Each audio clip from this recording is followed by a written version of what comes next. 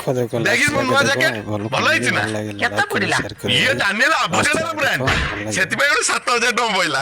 ଆଉ ଗୋଟେ ପ୍ୟାଣ୍ଟ କିଣିନେ ରେ? ଯଦି ନ କିଣିଛୁ କାଲି ଦୋକାନରୁ ଗଲା ବେଳେ ମତେ କହିବୁ। କାହିଁକି ତୁ ପଇସା ଦବୁ କି? ଆମ କତିରେ ପଇସା କାହିଁ?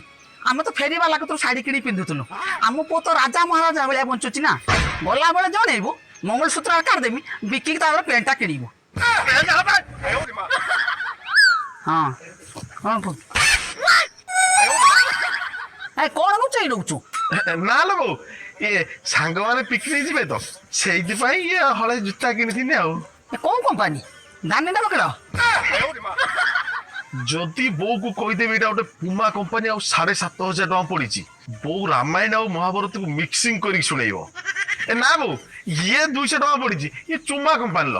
ମୁଁ ତ ଶୁଣିଥିଲି ପୁମା କମ୍ପାନୀ। ସିଏ ଦାମିକିଆ, ଏଇଟା ଶସ୍ତା ଲୋକାଲ କମ୍ପାନୀ ଚୁମା 200 ଟଙ୍କା।